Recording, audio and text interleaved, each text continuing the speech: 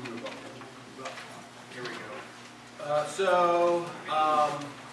You found the property, you like the property, you've done your due diligence, you've done your market study work, you've got a letter of intent, you got it signed, you got a contract prepared, you finally got a contract signed, you've gone through your due diligence, you've posted your deposit, and now you're into the process of entitlement and engineering.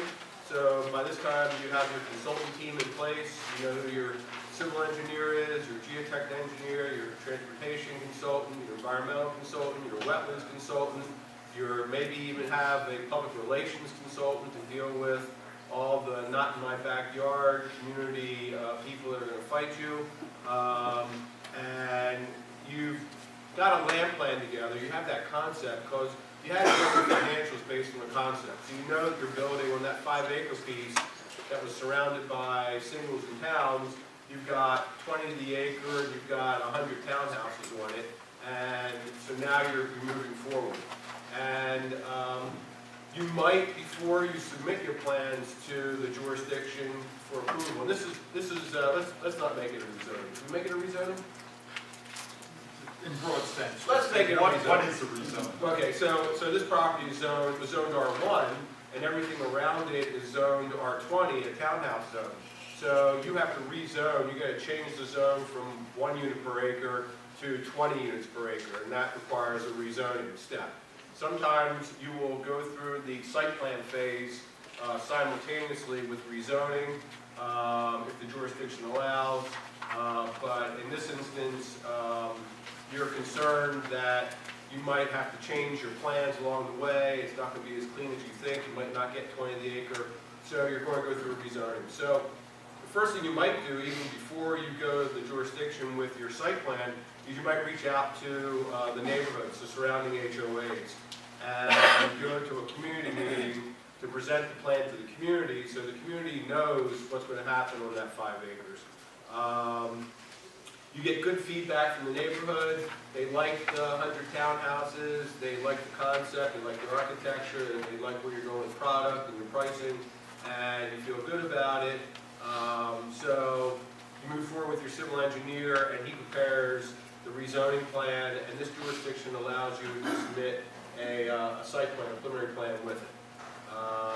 In Fairfax County, it might be considered a CDP, FDP process. You get into the process, and this could take several years. It could take 9 to 12 months just to get through zoning, and that's why you might want to do a simultaneous submission of your site plan with it, so that you can get the site plan approved almost simultaneously with your zoning. But if you're doing them separately, that engineering effort, site plan effort could take another 9 to 12 months depending on the jurisdiction. So you've got at least 2 years to get through a process.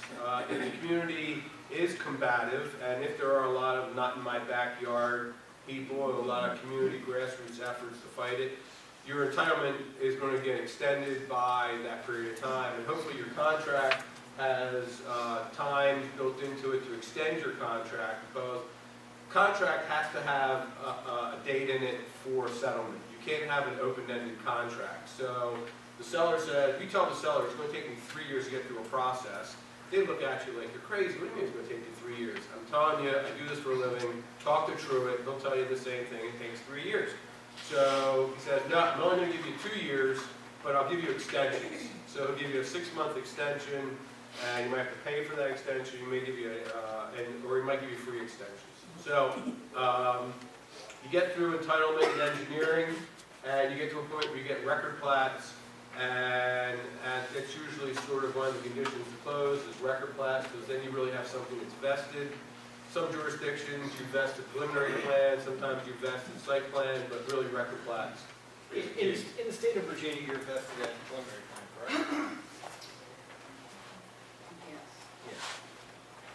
And recently searched, that's what I'm We're going to go. Yeah, in the state of Virginia, it's preliminary plan, which is kind of, you get through a rezoning, and then you've got a preliminary plan after that, and then you've got the final site plan. That preliminary plan is where you're technically vested, where the county can't take your lots away from you. in most cases now, there's so much information that's required on the rezoning plan that oftentimes the preliminary plan is waived, which is great from a timing perspective, but not from a vesting perspective, because at that point, you don't get vested until your record plan, because you're not actually going to file a preliminary plan. But the timing aspect is important in your contracting. You know, when you're trying to figure out how you can pay the most amount of money for a project or for a piece of property, and you've built your business model around it, you've kind of set it up that you're going to make that cash investment at the latest point in the process as possible before you actually start development. So most cases, if your seller is looking for the highest amount of, the most amount of money, you will sign a contract with them to actually go to closing or settlement after the final site plan is approved. So you'll be under contract for 24 to 32 months between the rezoning effort, or the study period, the rezoning effort, the preliminary plan, and the final site plan. When the final site plan is approved, that's when you actually go to closing. We'll get to it in a minute, but then you pull your permits and you go to work. So you've kept that, you've put that property on your books, meaning you've purchased it, you've made the investment in it, but at that point is when the interest, rate and the IRR starts clicking. So, at that point, you're really invested. At that point, you've got to get going as fast as you can. So some sellers want to be taken out of the process earlier, like at rezoning. After rezoning, the builder is going to take on more risk and actually buy it at rezoning versus buying it at site plan approval. We're also going to hold on to it for an additional 12 to 18 months and do nothing with the property. So that gets into discounting the property. So your seller is only going to be in the deal for a shorter period of time, but they're going to get paid less money. And if your seller really wants to get out of the property, they will sell it to you unentitled at whatever it's valued at today, meaning A1. So you've got 200 acres of A1 land in Prince William. That's 1 unit per 10 acres, so you've got 20 lots. So you buy it for 20 lots. And then if you want, actually bought it for 20 lots at that discounted price, then you go through the rezoning and the entitlement to add value to the property and then develop it. So it's just all in how you put the deal together, at what point you close, and at what point, how far you take the entitlements, what you're entitling for, and how long it takes. It's a fluid process. Hopefully you've built a good rapport with the seller. You're keeping them informed as you're going through the process, because we know the costs, proffer costs, the impact of politicians, the elected officials, getting plans approved, plans change. You might have started with 100 townhouses, and at the end of the day, you're getting a plan only approved for 75, and then you got to go back to the seller and possibly renegotiate your purchase price, because he was getting a lump sum of $10 million, and that was based on 100 units, and now you've got 75. So it's a long process. It's not for the faint of heart. So you've got to make a commitment, and you got to stick with it. So. And I would. I was going to say, I'll just add to that, in that when you're making the decision to pick your consultants and who are going to assist you in that process of getting the zoning, you want to make sure that they are people who are very active within that governmental area, so in the jurisdiction, because the politics are so different across the board. I mean, we have people in our Arlington office, and they only handle specific jurisdictions. Prince William office only handles specific jurisdictions. And if we have somebody that comes into our office and says, hey, I want to do something in Old Town, we say, great, go talk to our Arlington office. We don't know that district. You need to talk to these specific people. So that kind of, just the background and the knowledge and the community relations is a huge part of the zoning work. And when Howard says it's not for the faint of heart, a rezoning effort costs anywhere between $350,000 to $650,000 in Northern Virginia. Depending on the size of the project and the process you're going through, that is an investment in consulting fees and attorney's fees and fees to the county. That is not refundable money. That's money that goes out of the door and never comes back. So every project that we kick off as being a rezoning, we pay a lot of attention to the politics. We spend a lot of time with the local supervisors. We spend a lot of time with local staff. We understand what we're getting into prior to making the decision to move it forward, because it is a huge investment. And if you're wrong and you lose a rezoning case, it is hurtful financially. So you don't get to do many rezonings and lose a lot of rezonings and get to keep doing your job. So I want to ask about that jurisdiction by jurisdiction setting up of the offices. So you say you have an office in Arlington that has those specific jurisdictions. Is that basically people who have a personal relationship with Arlington zoning, people working on zoning? People it's have a personal relationship with Alexandria zoning department? It is, and it's a product of just having experience within that Right. jurisdiction over and over. I mean, because Knowing the the politics politics could on it. change, from time to time, as we all know. As So, people? yeah, exactly. And so you don't, if you've got somebody who's been working that jurisdiction for years and years, you don't want to go to them to help you in some other jurisdiction. They may be great in that jurisdiction, but if they don't know the ins and outs, they're gonna be less efficient at what they're doing. You wanna talk to the person who knows that jurisdiction and knows the politics of that jurisdiction You've as got the well. tribal knowledge for that. Exactly, exactly. And you want the consultant to tell you what you're planning on doing is a bad idea, very early in the process. Yeah. Before you spend the $650? Exactly. Yeah. Along those same lines, is there ever a case where you want the seller working with you through the entitlement process? If they have local contacts, and good old boy's been there for 50 years or whatever? To some degree, yes. So we've used sellers that have been families in the community for a number of years. Oftentimes you'll run into families that are large landowners in a particular county that have given away property for schools, given away property for parks, or given away property for a variety of other things like, in Prince William County, like the Hilton family. They built Dale City and there's a lot of things that they have given. And if we were, we don't actually do much business with because they have their own home building operation, but they, their name means a lot in the county.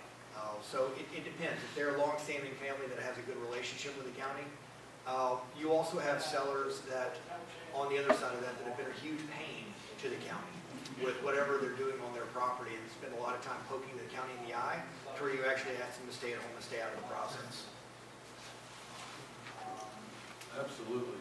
So, we've got some entitlements, we've gotten our record plats, they're sitting in DPS, bonding, we got paid the fees, so now you're closing on the deal. So now everyone's scurrying to look at the contract and see what the contract said and make sure that all the conditions to close have or have not been met. All your entitlement milestones have been met, and there's no reason to defer closing. You brought title back down to make sure there's no one that one of the owners didn't put a lien against the property, took out $1 million mortgage to buy a house somewhere in the Caribbean because he was getting this $10 million from the sale of his property. The Land Act manager is working with Aaron, working with the escrow agent at deposit to go through title and to take care of all the outstanding issues. You've prepared this Land Act summary for corporate or for your local bank or your equity investor. So now you're rerunning your pro forma based on what the final numbers are to make sure you're ready to go. And you know you're going to have to come up with this $10 million of purchase price. You've got real development costs now on your LD budget. So you go to corporate and say you need to stroke a check for X, or Truett walks down the hall to Mr. Stanley and Mr. Martin and asks them to stroke the check. Or in my case, I have a relationship with M&T Bank or Sandy Spring or Eagle. So I go out to the market and say, I've got this property that I need to acquire, and this is the acquisition and development costs. And most local, at least from my perspective on financing, most banks will lend about 70% on acquisition and development, and then there's 30% needs to be provided by equity. So on a $10 million acquisition with an LD budget of $6 million, you got $16 million of cost, you need 30%, you need $4.8 million of your own money. Some small cap home builders might have that sitting in reserve, or they might go out and get third-party equity, and they might go to an equity investor. So then it's really up to the equity investor who, on that $4.8 million, is it a 50-50 deal, is it a 70-30 deal, is it 90-10, and then that triggers other elements of the actual financing and development of the site. I'll defer to Truett for his take on it. Yeah, for us, we have, our company is set up as, we're a private home builder, but we have a line of credit that we operate off of where we put all of our property as collateral, one line of credit. We have, equity in our company that we take out, typically do everything half and half. So for me, we get it through the process and it's time to close. We involve our CFO, we involve our title company, and all the parts and pieces start coming together and we get to closing. Everybody signs, takes care of all the documents, and the project is officially ours. At that point, it gets turned over to our engineering and development team, and that's where the moving dirt and laying pipe process starts. Great segue. Aaron, do you have any comments? I would just add to the closing process, if you've got, keep your council involved. Your council will have been sort of sitting dormant during these couple of years of getting your entitlements in place unless issues come up that you have to negotiate amendments to your contract. But, so you get to the closing, and let's say you've got all your closing conditions have been met with the exception of a couple. It's possible that at the last minute you want to do an amendment to your contract in order to make sure that any of those obligations that were on the seller to perform are captured in post-closing obligations so that they don't get forgotten and they're on paper and they're tucked in a nice package right at the end. So you get your closing. Typically, we will prepare a checklist of all the items from everything you have to sign at closing to all the conditions of closing that were listed in the contract, and we will make sure that we talk to our client and say, are you happy with this condition? How about this? And that can get down to even the nitty gritty if you're buying a finished lot. If you're buying finished lots, down to have you gotten your certificate from your dirt guy that says that the lot is balanced to the degree that you want it balanced. Those types of aspects come in. And then part of the other things is when you're considering this, particularly if you are buying like a finished lot deal, and the seller is saying, well, I'm going to put in all of the landscaping that's in the common area between the street and your lot. Well, you don't want them to go in and plant a bunch of trees if when you go in to build your home, they're just going to get damaged. So that's something that could get shifted to a post-closing obligation, things like that. And they don't seem like big issues, but when you got a whole bunch of trees and they're worth $600 a piece at the end of the year, that's a lot of money on the table if you're leaving it as something that, well, we thought you were going to put them in. Well, you told us not to. So you want to make sure that all the details are buttoned down at closing that could possibly extend beyond the contract. So, Development process. yeah, so going back to earlier on in the presentation, when you're talking about buying finished lots versus raw lots, I was talking a lot about, risk, reward, value add versus commodity lots. So there are companies that go out and they buy only finished lots, like NVR. Their business model is to buy finished lots on a takedown. They don't do any development. They don't have development guys. They don't move dirt. They don't lay pipe. They don't build roads. They rely on third-party developers to take care of that for them. So there is a segment of the industry of development companies that develop lots for builders. There are builders that just buy finished lots, and there are builders that actually do both. So, our company and a lot of companies like ours, like MI, and I guess you guys do also, right? Will actually buy property raw, take it through the entitlement process, and then actually self-develop. So once a project is actually purchased, we will typically go to closing, and mechanically, after closing has occurred, we will record the record plat for the property when it has the correct name of the ownership entity on it, pull the site development permit, and our guys go to work. During our feasibility, one of the largest components of our feasibility is the land development costs. And we have a guy in our office who has taken all the things that we've learned through the feasibility, the environmental stuff, how much are we spending on wetland mitigation, how much are we spending on mitigating steep slopes, the issues relating to soils. We've gone out there and done our geotechnical work, and they've gone out and drilled, and they found that the site is full of expansive clays, which are CH and MH clays that when they get wet, they swell, and when they dry out, they shrink, and you can't build on top of them. You can't build roads on them, can't build houses on them without mitigating them, meaning they either have to be removed or they have to be bridged over. You also have sites that are, I think Aaron mentioned it earlier, anything that's left now, kind of in the clustering areas, or what we refer to, some people refer to it as having hair on it, we refer to it as what's left. It's what's left. We're going to go do that because it's what's left. Our company right now is doing dynamic compaction in Bailey's Crossroads on a site that is made up purely of a building that collapsed